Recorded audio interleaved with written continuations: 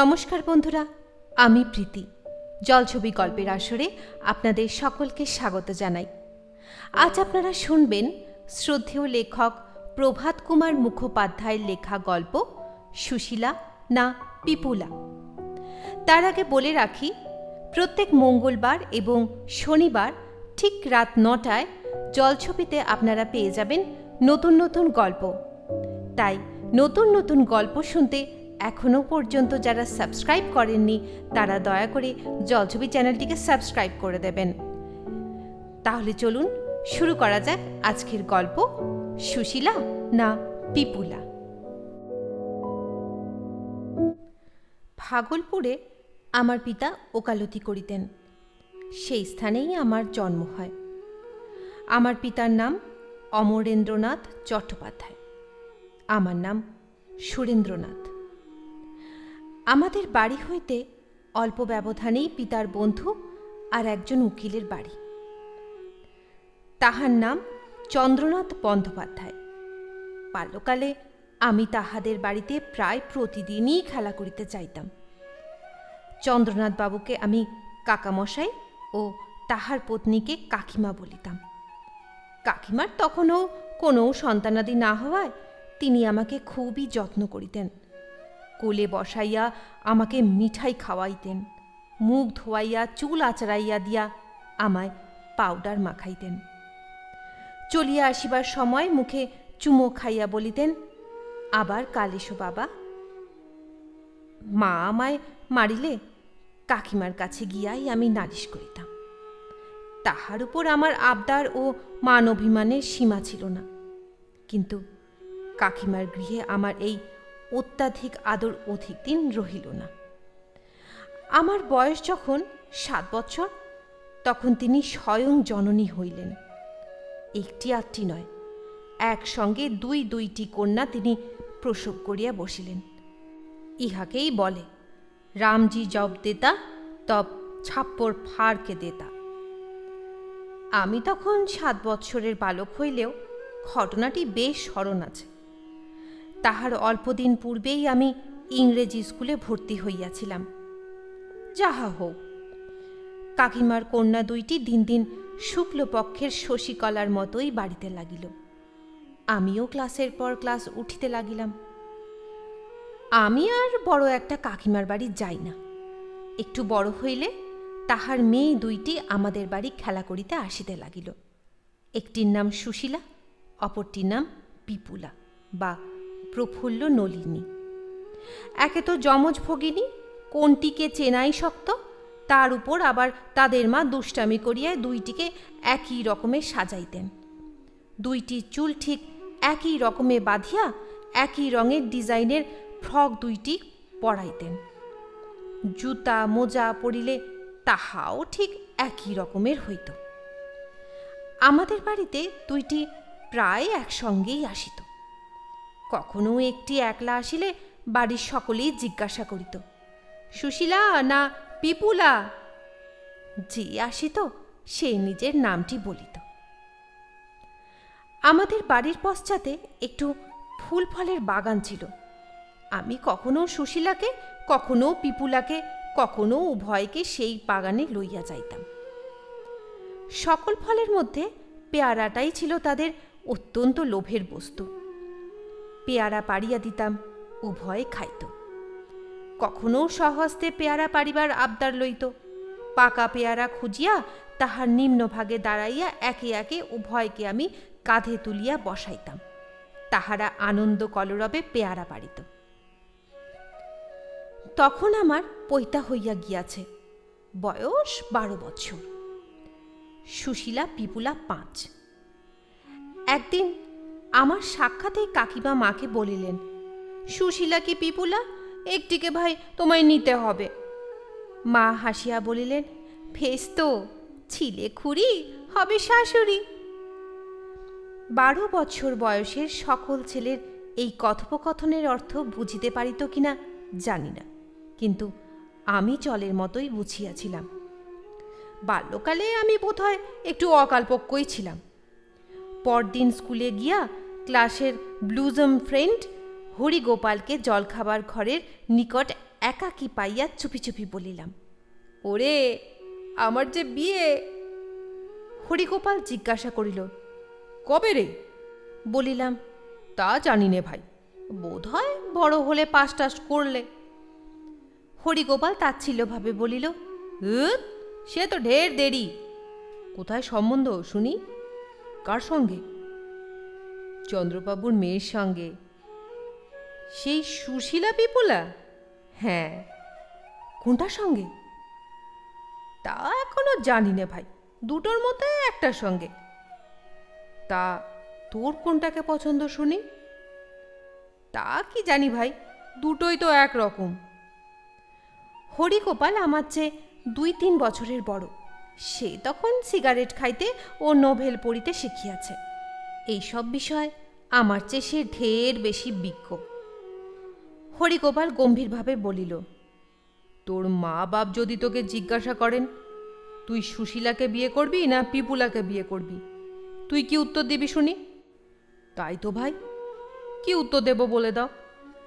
হরিগোপাল গম্ভীরভাবে কিয়ৎক্ষণ চিন্তা করিয়া বলিল, এর মধ্যে আসল কথা কি হচ্ছে জানিস? কি? আসল কথা হচ্ছে লাভ, ভালোবাসা। অনেক নভেল আমি পড়েছি, ভালোবাসা ভিন্ন, বিয়ে হলে সে বিয়েতে সুখ হয় না। এখন তোকে খোঁজ নিতে হবে কে তোকে বেশি ভালোবাসে, সুশীলা না পিপুলা। যে তোকে বেশি ভালোবাসে তাকেই বিয়ে করবি, এ তো সোজা কথা। আচ্ছা বলিয়া আমি ক্লাসে চলিয়া গেলাম। পরদিন রবিবার ছিল। সুশীলা পিপুলা আসিলে আমি তাহাদিগকে জিজ্ঞাসা করিলাম, আচ্ছা তোরা দুজনের মধ্যে কে আমায় বেশি ভালোবাসিস বল দেখি। যে আমায় বেশি ভালোবাসে তাকেই আমি বিয়ে করব। পিপুলা বলিল, আমি তোমায় বেশি ভালোবাসি, আমায় তুমি বিয়ে করো সুরদাদা। সুশীলা বলিল, না সুরদাদা, ওকে তুমি বিয়ে করো না, আমি তোমায় বেশি ভালোবাসি, আমায় বিয়ে করো। পিপুলা বলিল, হ্যাঁ তোকে বিয়ে করবে বই কি। তুই সেদিন সুরদাদাকে কি ভয়ানক কামড়ে দিয়েছিলি মনে নেই? সুরদাদার পায়ে এখনো দাঁতের দাগ রয়েছে। সুশীলা মিনতি মাখা অনুতাপের স্বরে বলিল, আর আমি তোমায় কামড়াবো না সুরদাদা, আমাকেই বিয়ে করো, তোমার দুটি পায়ে পড়ি। সুশীলা বিষয়ে পিপুলা কথিত অপবাদের ইতিহাসটুকু এই। মাস 2 পূর্বে পেয়ারা পাড়িবার জন্য সুশীলাকে আমি কাঁধে তুলিয়াছিলাম। নাবাইবার সময় আমারই অসাবধানতাবশত সে পড়িয়া যায়। এই পতনে রাগিয়া সে আমারই পায়ের গোছে এমন কামড়াইয়া দিয়েছিল যে তাহার সেই ধারালো 3-4টে দাঁত আমার পায়ের মাংসে প্রবেশ করিয়া রক্ত বহাইয়া দিয়াছিল। ঘা পর্যন্ত হইয়াছিল। সে ক্ষত শুকাইতে মাসখানেক লাগে। বিবাহের জন্য 2 বোনের রীতিমতো ঝগড়া বাঁধিয়া গেল। অবশেষে সুশীলা কাঁদিয়া ফেলিল। আমি তখন সান্ত্বনার ছলে তাহাদিগকে বলিলাম, আচ্ছা আচ্ছা তোরা ঝগড়াঝাটি করিস নে, আমি দুজনকেই বিয়ে করব। 16 বছর বয়সে আমি প্রবেশিকা পরীক্ষায় উত্তীর্ণ হইয়া কলিকাতায় এফএ পড়িতে গেলাম। তখন ভাগলপুরে কলেজ খোলে নাই। কালক্রমে বিএ ও এমএ পরীক্ষায় উত্তীর্ণ হইয়া আইন কলেজে ভর্তি হইলাম। ছুটিতে বাড়ি আসিয়া দেখিতাম সুশীলা পিপুলার সেই একই ভাব, অর্থাৎ কোনটি কে চিনিবার উপায় নেই।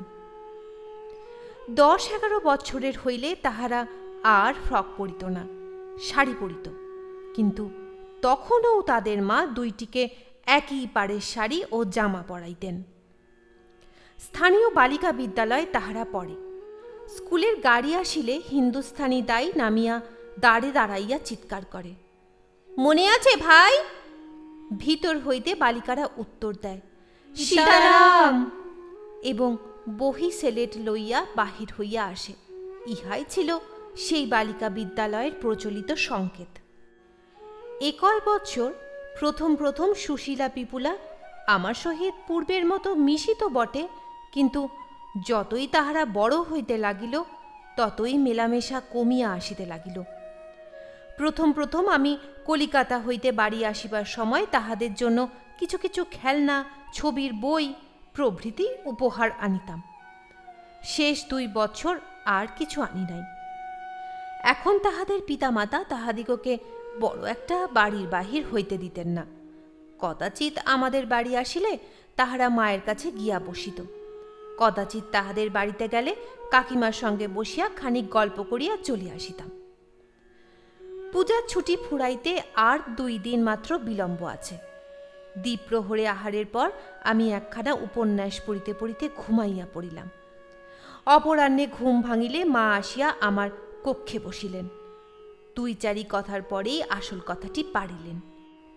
বাবা, ছেলেবেলা থেকে তোর ও বাড়ির কাকিমার ইচ্ছে সুশীলা পিপুলা একটির সঙ্গে তোর বিয়ে হয়, এ কথা তুই জানিস তো?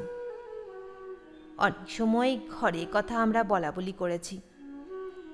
আমি বলিলাম, জানি বই কি মা। এই বিষয়ে তোর কোনো অমত নাই তো? আমার মতামতের জন্যে কি আর যাচ্ছে আসছে মা, তুমি বাবা যা বলবে আমি তাই করতে প্রস্তুত আছি। মা আমার গায়ে হাত বুলাইয়া বলিলেন, সে তো জানি, তুই আমার লক্ষ্মী ছেলে। আচ্ছা বেশ, তবে আর একটা কথা জিজ্ঞাসা করি। ওদের বাপ একটির পাত্র স্থির করিয়াছেন, একটি তাকে একটি তোকে দিতে চান। সুশীলা পিপুলা দুজনের মধ্যে কাকে তোর পছন্দ বল দেখি? কাহাকে আমার পছন্দ তাহা আমি মনে মনে ঠিক করিয়াই রাখিয়াছিলাম, তবু মা কি বলেন শুনিবার জন্য জিজ্ঞাসা করিলাম। যমজ বোন ওরা, দেখতে তো দুজনেই সমান, তোমার কাকে পছন্দ তাই বলো। মা বলিলেন, শুধু যে দেখতে দুজনেই সমান তাই নয়, দুজনেরই মেজাজ মতিগতিও সমান। আমি তো বাবা জন্মাবধি ওদের দেখছি, তো সে গুণে দুজনেই ঠিক একই রকম। তবে যেন মনে হয় ওরই মধ্যে পিপুলা একটু অভিমানী। দুজনেই অভিমানী, তবে পিপুলা যেন একটু বেশি। আমি পূর্ব হইতেই মনে মনে স্থির করিয়া রাখিয়াছিলাম, যদি ওদেরই কাহাকেও বিবাহ করিতে হয় তবে আমি সুশীলাকেই বিবাহ করিব। ছেলেবেলায় সেই আমায় খামড়াইয়া দিয়াছিল, তাহারই দাঁতের চিহ্ন এখনো আমার পায়ের গোছে বর্তমান। সুতরাং এক হিসাবে সে নিজস্ব বলিয়া আমায় চিহ্নিত করিয়া রাখিয়াছে। তাহার পর এই কামড়ানো অপরাধের জন্য পাছে তাহাকে বিবাহ করিতে না চাই, এর জন্য 5 বছরের সুশীলার সেই ব্যাকুলতা, সেই কান্না এতদিনেও আমি ভুলিতে পারি নাই। তাহার সেই কচি মুখচ্ছবি আমার অন্তরে মুদ্রিত হইয়া রহিয়াছে। আর একটা কথা, তাহারও নামের আদ্যাক্ষর সু, আমারও নামের তাই। সেই জন্য আমি মনে করিতাম বিধাতা বুঝি সুশীলাকেই আমার জন্য নির্দিষ্ট করিয়া রাখিয়াছেন। তাই মাকে বলিলাম, ও অভিমানী টভিমানী দরকার কি মা, তার চেয়ে সুশীলাই ভালো। মা বলিলেন, বেশ তাই হবে। সুশীলাকে আমি মনোনীত করায় পিপুলা হইল খালি। পাত্রপক্ষ যথাদিনে পিপুলাকে আসিয়া দেখিয়া গেল। বিবাহের দিন স্থির হইল।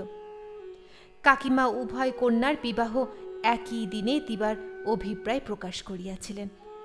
তাহাই হইল। পিপুলাকে যিনি বিবাহ করিলেন তিনি আমার চেয়ে বছর 2 বয়সে বড়। নাম সরোজনাথ। পাটনায় তাহার পিতা জজ আদালতের সেরেস্তাদার। এন্ট্রান্স পাশ করিবার পর তিনিও পিতার অফিসে চাকুরি পাইয়াছেন। সুশীলার জ্যাঠা দেশ হইতে আসিয়াছিলেন, তিনি আমায় সুশীলাকে দান করিলেন।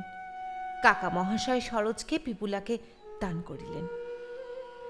কন্যাদানের আসন ও ছাদনাতলা 2টি হইয়াছিল বটে, পুরোহিত 2 জন, কিন্তু বাসরঘর হইল একটি মাত্র।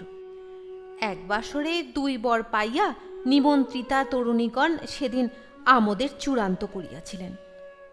আমার অভিপ্রায় ছিল ফুলশয্যার রাত্রিতে নববধূ আমার শয়নকক্ষে প্রবেশ করিবা মাত্র আমি আমোদ করিয়া জিজ্ঞাসা করিব, সুশীলা না পিপুলা? কিন্তু হানারি আমি জানিতাম না সে সময় বধূর সঙ্গে কয়েকজন নিমন্ত্রিতা পুরো মহিলাও আসিয়া থাকেন। সুতরাং প্রশ্নটা মুলতবি রাখিতে হইয়াছিল। শয়নগৃহ নির্জন হইলে আমি নববধূর উভয় স্কন্ধে হস্তার্পণ করিয়া জিজ্ঞাসা করিলাম, কি গো, তুমি সুশীলা না পিপুলা? যে বর বাল্যকালে কাঁধে চড়াইয়া পেয়ারা খাওয়াইয়াছে এবং যাহাকে কামড়াইয়া রক্তপাত পর্যন্ত করা হইয়াছে, নববধূ হইলেও তাহাকে লজ্জা করা একটু কঠিন বই কি। সে লজ্জা সুশীলা করিল না। দুষ্টামির উত্তর দুষ্টামি করিয়া বলিল, কাকে পেলে খুশি হও? আমি বা দুষ্টামি ছাড়িব কেন? বলিলাম, পিপুলাকে। সুশীলা বলিল, তাকে কাকে নিয়ে গেছে, এখন আর হাই হাই করলে কি হবে বলো? সরোজের রংটা কিছু কালো, তাই সুশীলার এই বক্রোক্তি। পরে শুনিয়াছিলাম দুই জামাইয়ের দেহ বর্ণের পার্থক্য বিষয়ে মেয়ে মহলে একটু আলোচনাও হইয়াছিল। সকলে বলিয়াছিল, যেমন দুটি বোন, নিক্তির ওজনে রূপে গুণে সমান, জামাই দুটিও সেই রকম হলে বেশ হতো। পর বছর আমি আইন পাশ করিয়া ভাগলপুরেই ওকালতি শুরু করিলাম। সুশীলা বেশিরভাগ আমাদের বাড়িতেই থাকিত, মাঝে মাঝে ও বাড়িতে যাইত। উভয় ভগিনী একত্র হইলে কাকিমা, অধুনা শাশুড়ি ঠাকুরানী মেয়ে দুইটিকে পূর্বের ন্যায় আর সমান সাজে সাজাইতেন না। আমি আর পৌড়ে জামাই, পাছে অজ্ঞাতে কোনো গোলমাল করিয়া ফেলি, ইহাই বোধ করি তাহার আশঙ্কা ছিল। শাশুড়ির এই সাবধানতা অবলম্বনের প্রয়োজন কিন্তু অধিক দিন রহিল না। বিনা মেঘে বজ্রাঘাতের মতো একদিন সংবাদ আসিল, সরোজ পাটনায় হঠাৎ কলেরা রোগে মারা গিয়াছে। পিপুলা বিধবা বেশ ধারণ করিয়া শ্বশুরবাড়ি হইতে ফিরিয়া আসিল। যমজ দুই ভগিনীর বেশে এই হৃদয় বিদারক পার্থক্য দর্শনে আত্মীয় বন্ধু সকলেরই চক্ষুতে জল বহিল। বছর খানেক মধ্যে পিতৃদেব বুঝিয়াছিলেন ওকালতি ব্যবসাটি আমার ঠিক উপযোগী নহে, তাই তাহার উপদেশে মুন্সেফির জন্য আমি আবেদন করিয়াছিলাম। পিপুলার বৈধব্যের পর বছর খানেকের মধ্যে পাটনা শহরে ভীষণ প্লেগ রোগ দেখা দিল এবং সেই ব্যাধিতেই আমার জনক ও জননী এক সপ্তাহের ব্যবধানে উভয়ে স্বর্গারোহণ করিলেন। এই সর্বনাশে আমি মাস খানেকের উপর জড়পুত্তলিকাবৎ হইয়া রহিলাম। তাহার পর আমার মুন্সেফিতে নিয়োগ বার্তা গেজেট হইল। আমি তো প্রথমে উহা প্রত্যাখ্যান করিতেই প্রস্তুত হইয়াছিলাম, কিন্তু শ্বশুর মহাশয় আমায় অনেক করিয়া বুঝাইলেন, ফলে ওই পদ আমি গ্রহণ করিলাম। আসবাবপত্র কতক বিক্রয় করিয়া, কতক একটা কামরায় তালা বন্ধ করিয়া রাখিয়া বাড়িটা ভাড়া দিয়া সুশীলাকে লইয়া কর্মস্থানে মতিহারিতে গমন করিলাম। এই নতুন স্থানে সুশীলার সেবা যত্নে, পারিপার্শ্বিক দৃশ্য ও জীবনযাত্রা প্রণালীর পরিবর্তনে আমার চিত্ত ক্রমে সুস্থ হইয়া উঠিল। কাজকর্মে আমার সুখ্যাতিও হইল। ছুটিতে ভাগলপুরে যাইতাম, শ্বশুরালয়েই অবস্থিতি করিতাম। সেবার পূজার ছুটিতে গিয়া দেখিলাম শ্বশুর মহাশয়ের শরীর বড়ই অসুস্থ হইয়া পড়িয়াছে। তিনি ওয়ালটেয়ারে বাড়ি ভাড়া লইয়াছেন, মহাপঞ্চমীর দিন যাত্রা করিবেন। তাহার ইচ্ছা ছিল পূজার ছুটিটা মাত্র সেখানে যাপন করেন, কিন্তু শাশুড়ি ঠাকুরানীর বিশেষ জেদাজেদিতে বড়দিনের ছুটিটাও পর্যন্ত সেখানে কাটাইতে সম্মত হইলাম। ওয়ালটেয়ারে যে স্থানে আমাদের বাড়িটি লওয়া হইয়াছিল তাহা একেবারে ফাঁকা, শহর হইতে মাইল খানেক দূরে হইবে। সেখানে সপ্তাহখানেক থাকিবার পরেই শ্বশুর মহাশয়ের স্বাস্থ্যের উন্নতি দেখা যাইতে লাগিল। প্রাতে ও বৈকালে আমরা বেড়াইতে বাহির হইতাম। এখানে আসিয়াই শাশুড়ি ঠাকুরানী পিপুলাকে থান ছাড়াইয়া আবার পাড়ওয়ালা কাপড় পরাইলেন, হাতে দুগাছি পাতলা সোনার চুড়ি পরাইয়া দিলেন। এই বিদেশে আর কে আছে যে দেখিবা নিন্দা করিবে? ইহাতে মায়ের প্রাণে একটু শান্তি লাভ হয়, এই মনে করিয়া শ্বশুর মহাশয়ও এই কার্য অনুমোদন করিলেন। পূজার 1 মাস ছুটি দেখিতে দেখিতে ফুরাইয়া আসিল। মতিহারিতে ফিরিবার জন্য আমি তল্পিতল্পা বাঁধিতে লাগিলাম। সুশীলা আসিয়া আমায় বলিল, দেখো, বাবা মার ইচ্ছে এই 2 মাস আমি এখানেই থাকি। তোমাকে তারা ভরসা করে বলতে পারছেন না। আমি বলিলাম, তোমার কি ইচ্ছে তাই বলো।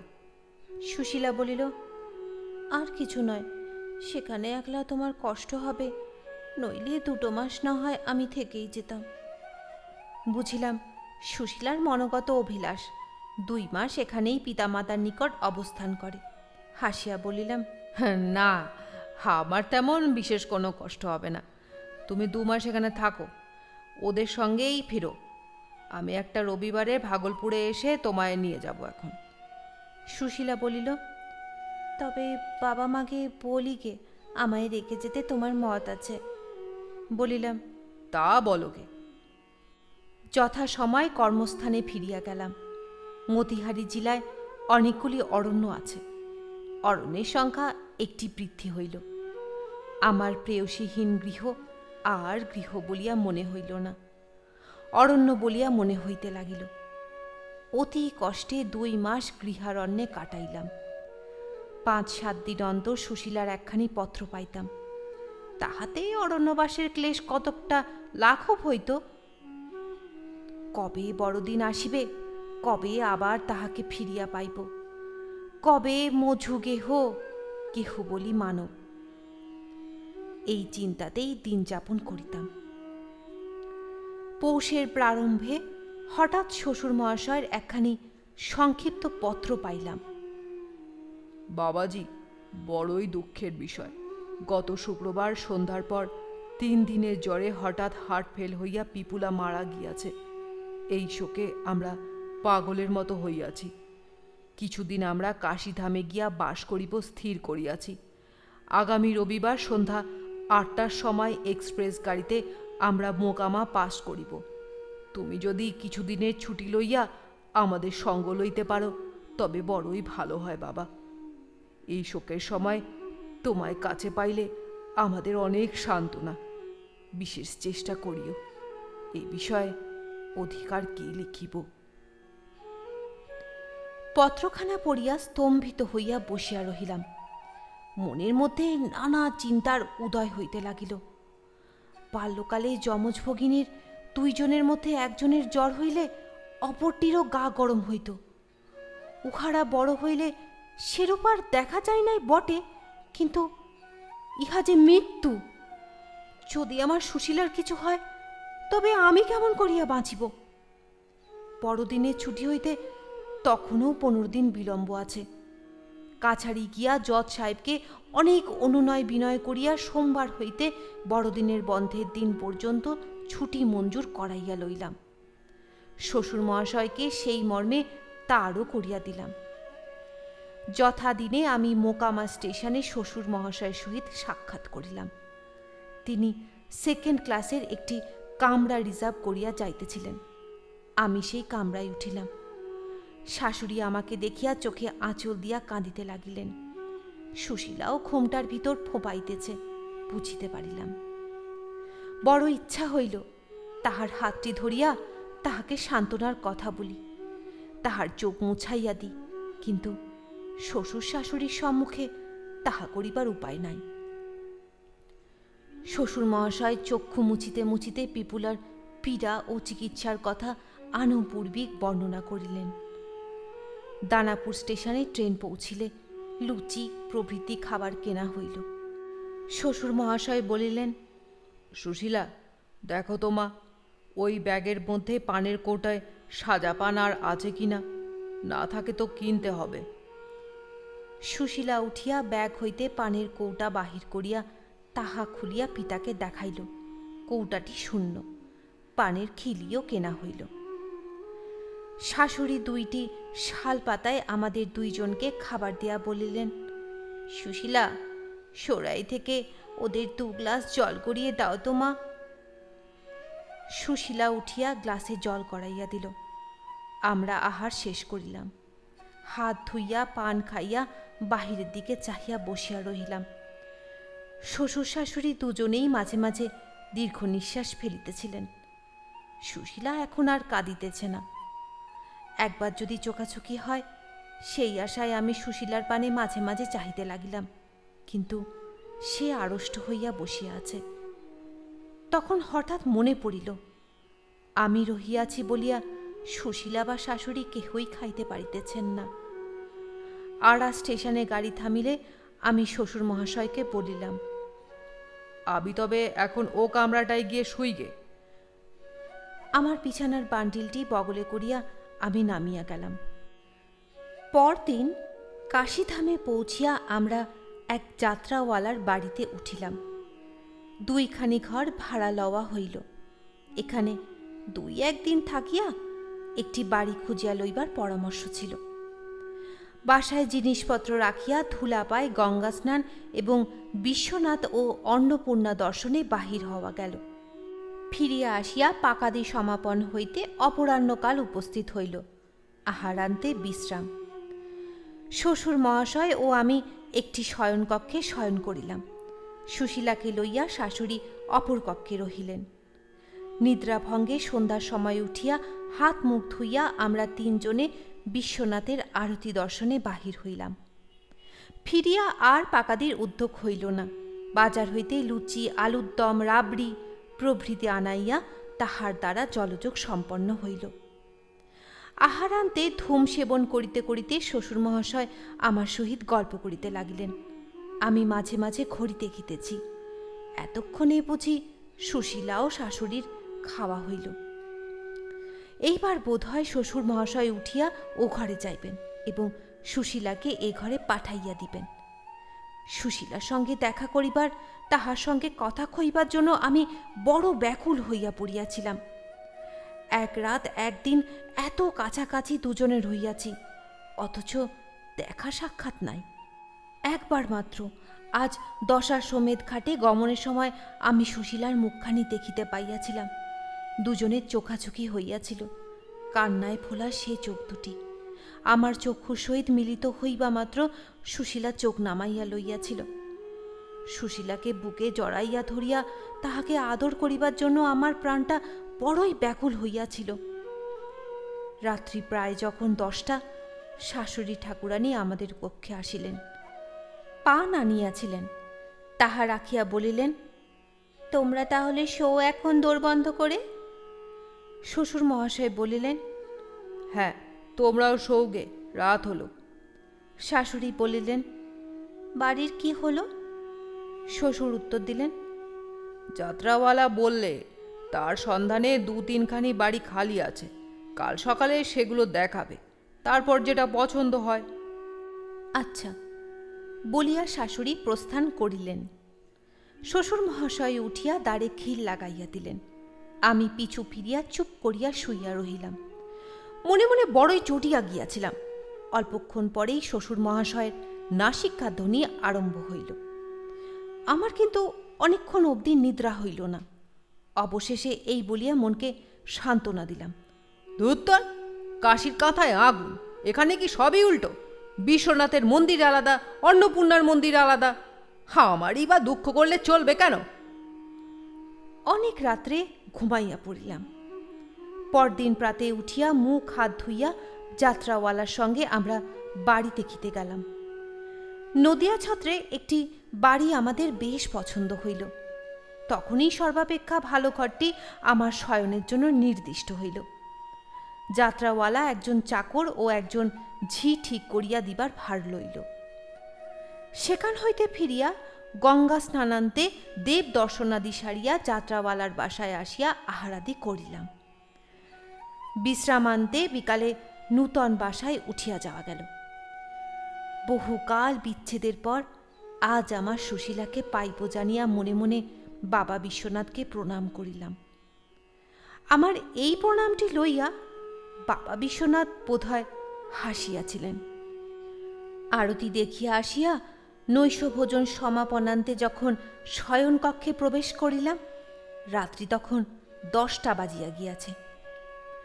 অধীর আবেগে আমি সুশীলার আগমন প্রতীক্ষা করিতে লাগিলাম। কিয়ৎকাল অপেক্ষা করিবার পর ধীর পদক্ষেপে সুশীলা আসিয়া প্রবেশ করিল। ধীরে দ্বারটি ভেজাইয়া দিল। জন্মদরিদ্র ব্যক্তি সহসা মহারত্ন লাভ করিলে যেমন আত্মবিস্মৃত হইয়া পড়ে, আমারও অবস্থা প্রায় সেই রূপ হইয়া পড়িল। সুশীলা না পিপুলা? কথাগুলি উচ্চারণ মাত্র সকল কথা আমার মনে পড়িল। আমি মরমে মরিয়া গেলাম। ছিছি, আমি কি একটা মানুষ না পশু? মেঝের উপর আমার বিছানা পাতা ছিল। সুশীলার সজল নয়নে ধীরে ধীরে বিছানার দিকে অগ্রসর হইল, কিন্তু বিছানায় আসিল না। কিছু দূরে মেঝের উপর বসিয়া রহিল। আমি বলিলাম, আমায় আমায় মাফ করো সুশীলা, আমার বড়ই অন্যায় হয়ে গেছে। পিপুলা আজ নেই, আজ ওরকম রসিকতা করা আমার ভারী অন্যায় হয়ে গেছে। বলিয়া তাহাকে টানিয়া বিছানায় লইবার জন্য বাহু বাড়াইলাম।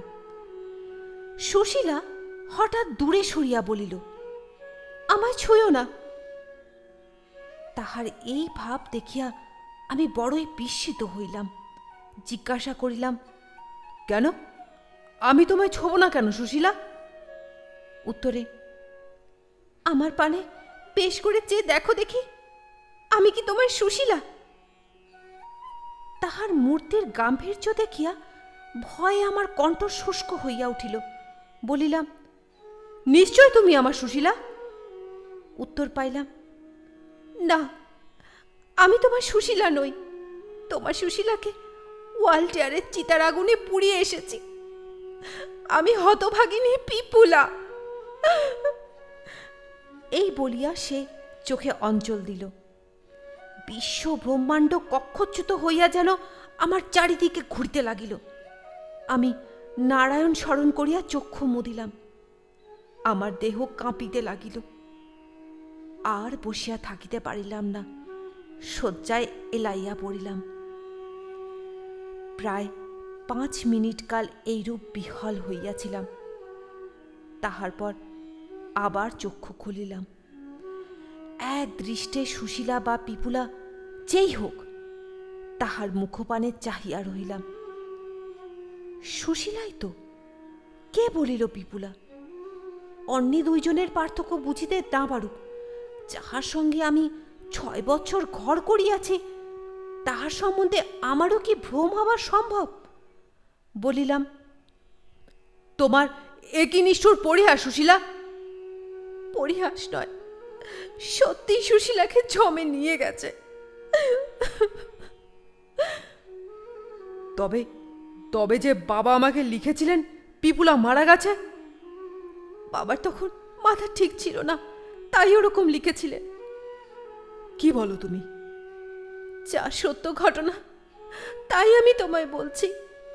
সুশীলাকে পুড়িয়ে এসে পরদিন বাবা মাকে বললেন, এখানে আমাদের কেউ চেনে না, সুশীলা মরেনি, হতভাগিনী পিপুলাই মরেছে। এই বয়সে পিপুলার বৈধব্য বেশ আমি চোখে দেখতে পারছিলাম না। 3 রাত আমার বুকে চিতার আগুন জ্বলছিল। আজ থেকে ও আর পিপুলা নয়, ও সুশীলা। ও গিয়ে ওর স্বামীর ঘর করুক। আমি স্বপ্ন দেখিতেছি না জাগিয়া আছি, কিছুই বুঝিতে পারিলাম না। বলিলাম, মা শুনে কি বললেন? মা বললেন, ছি ছি, তাও কি হয়? পিপুলা সুশীলা সেজে গিয়ে স্বামীর ঘর করবে কি? জামাই কি এ জাল ধরতে পারবে না? বাইরের লোক না পারুক, তুমি আমি যেমন ঠিক চিনি কোনটি পিপুলা, জামাইও নিশ্চয়ই সেই রকম চিনবে যে এ সুশীলা নয়। তখন কি উপায় হবে?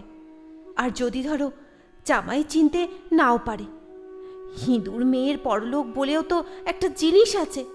জালিয়াতি করে ইহলোকে 2 দিন না হয় পিপুলার সুখভোগ করে নিলে, তারপর পরলোকে কি উপায় হবে?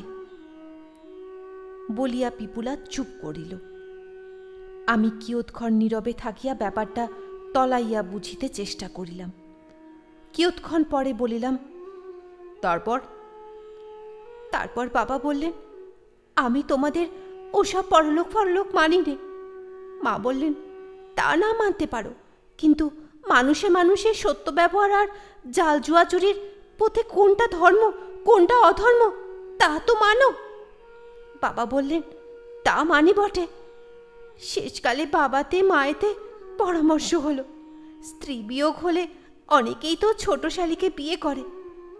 এই কাশিতে অনেক তান্ত্রিক সাধক, অনেক তান্ত্রিক সন্ন্যাসী আছেন।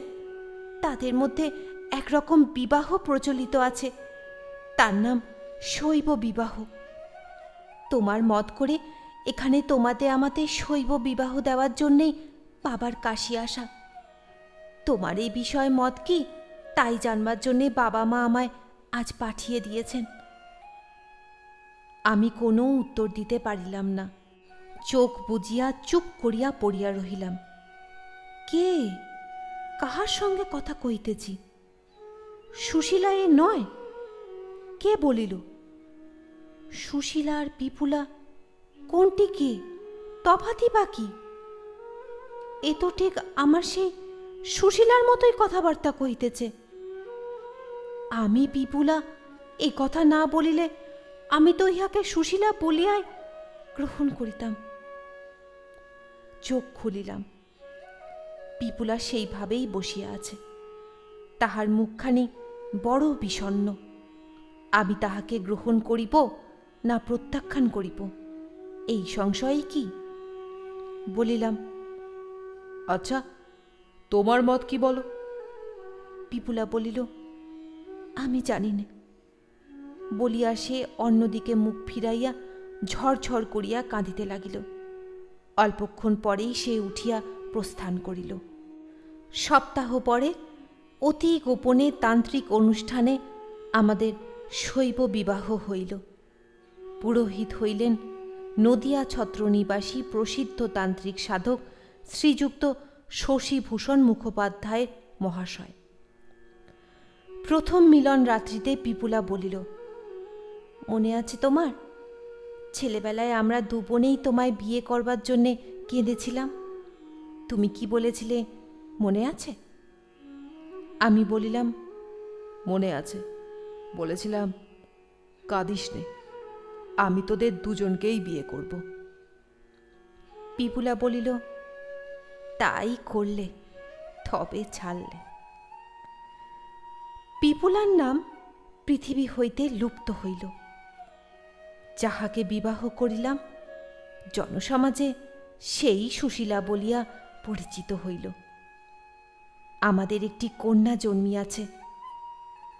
তাহার বিবাহের সময় কি হইবে এই সমস্যা মাঝে মাঝে মনে উদয় হয়। ঠকাইয়া কাহাকেও মেয়ে দিব না। যাহাকে পাত্র নির্বাচন করিব আসল কথা সমস্তই তাহাকে খুলিয়া বলিব। সুতরাং একটি উচ্চশিক্ষিত উদার মতাবলম্বী সুপাত্রের প্রয়োজন। তবে এখনো তাহার দেরি আছে। কন্যাটি আমার ১.৫ বৎসরের মাত্র। এতক্ষণ শুনছিলেন শ্রদ্ধেয় লেখক প্রভাত কুমার মুখোপাধ্যায়ের লেখা গল্প সুশীলা না বিপুলা।